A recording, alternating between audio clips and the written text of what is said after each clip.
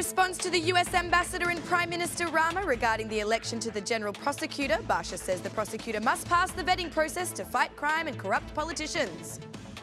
In a decision made on Tuesday, the Court of Serious Crimes has prevented former Minister of Interior Tahiri from being able to exit the country.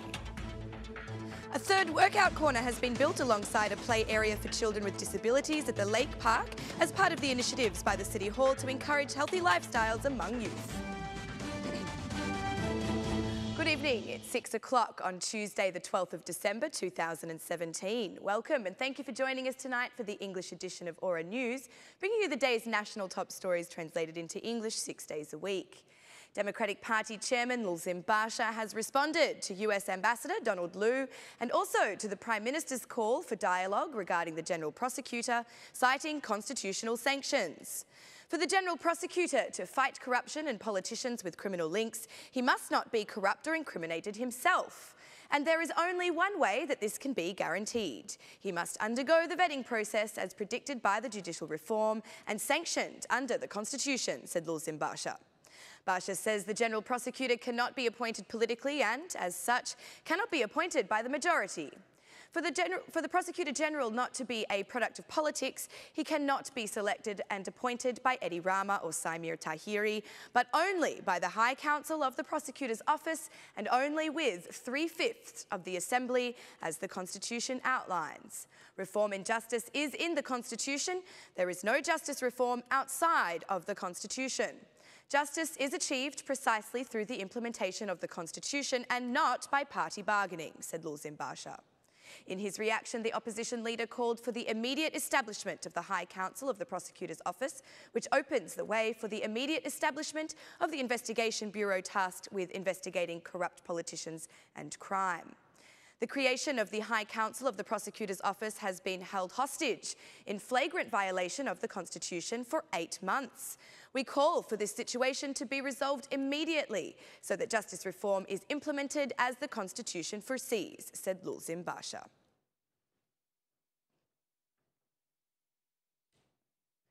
The elections for the new Provisional Chief Prosecutor and the members for the Council of Appointments in Justice are 2 cases of flagrant violation of the law, according to Vice Chairman for the Socialist Movement for Integration, Luan Rama.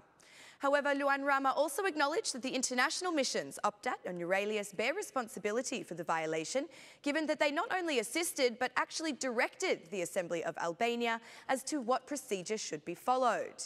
Via a Facebook status, Luan Rama says the reaction to the Chief Prosecutor issue and the lack of response to the CAJ is a hypocrisy on the part of the internationals.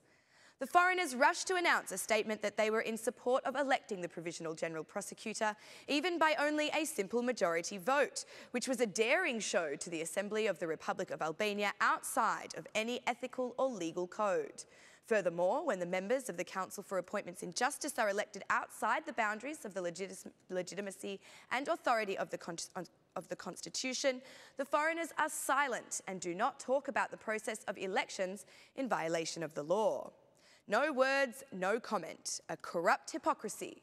It is this kind of silence that seriously compromises their role and mission.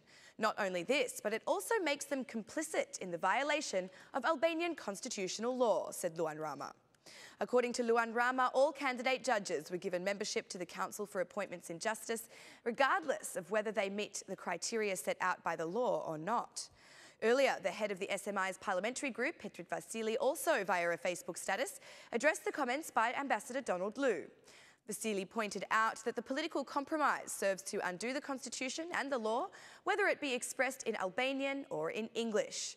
We don't need this, concluded the status by Petrit Vasili.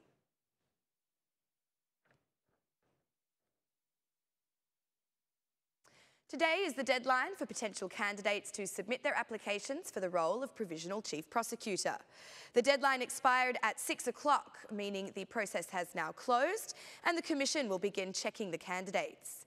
The vacant post at the head of the prosecution body has been left after the expiration of the mandate for Adriatic Lala. There has been a lot of interest in the position, with many prosecutors who meet the criteria submitting their applications to be assessed as candidates.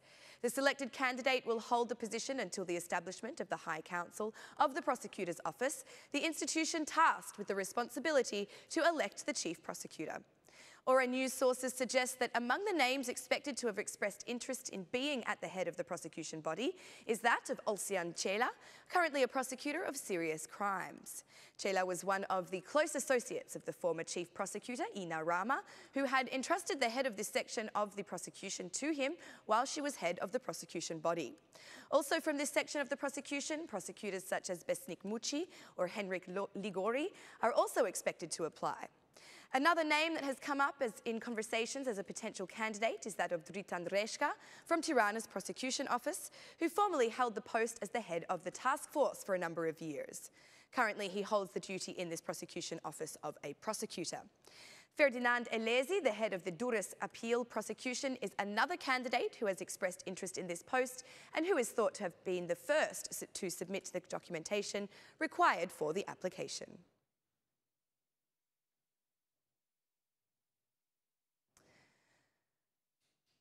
The situation for the former Minister of Interior, Samir Tahiri, is getting worse. At the prosecution's request, Tahiri is not allowed to leave the territory of Albania.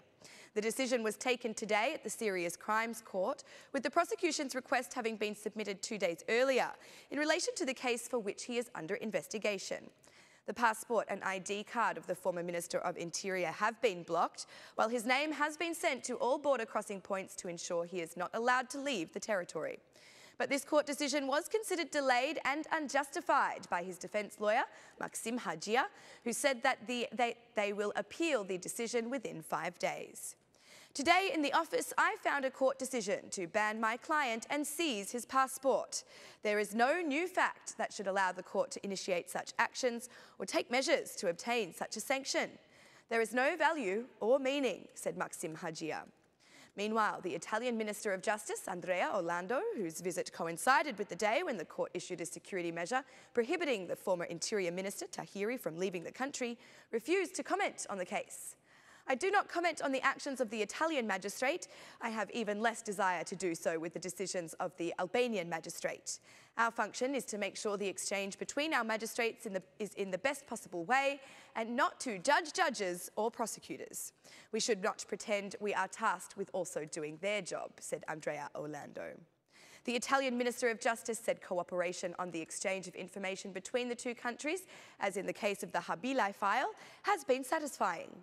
This statement was delivered during the conference he had with the Albanian Minister of Justice, Etilda Gjornaj, where they signed a cooperation agreement between the two countries in the field of legislation.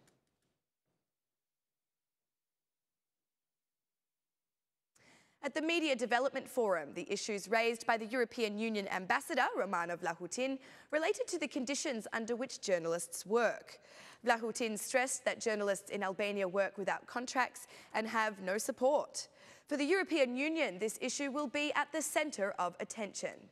Unfortunately, there are many journalists in Albania that continue to work without contracts, and this is totally unacceptable for a democratic society, journalists and their activity. Media is not a business like other businesses, even when we talk about private media, said Romana Vlahutin. The head of the OSCE presence in Albania, Bernd Borchardt, stressed that the task of journalists is to struggle to find the truth and that media freedom is one of the key conditions to democracy. Freedom of the media is one condition to a functioning democracy, said Bernd Borchardt. Discussions at the Media Development Forum focused on the challenges of media freedom in the country, self-regulation of the media, and transformation of the Albanian radio television into a form of public media.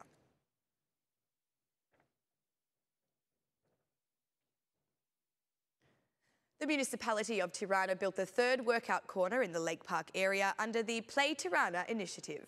Alongside it, a playground for children with disabilities has been installed, removing barriers for them and offering entertainment opportunities. Tirana's mayor, Erion Veliaj, considers these projects challenges to prevent minors from vices which have negative consequences, like sitting in coffee bars or gambling. I'm glad that we are actually in a race where, for the first time, at the end of this year in Tirana, more sports and entertainment spaces have been opened than coffee bars and betting shops. I believe this is the message we are sending, and that this has not been achieved through preaching, but has been done so that the city can give you an alternative, said Arion Veliai.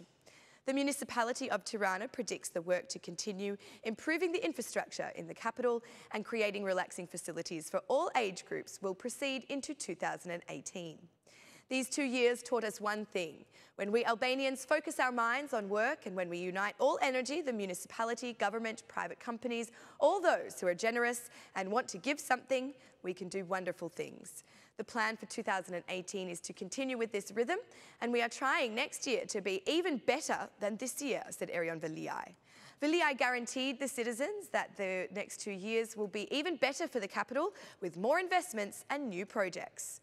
The new workout corner at the Lake Park area offers the opportunity of exercising with professional tools for all those who attend the park.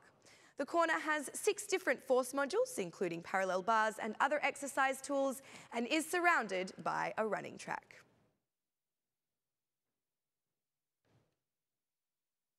That's all for our English edition this evening. My name is Alexandra. Please join me again Monday through Saturday at 6 p.m.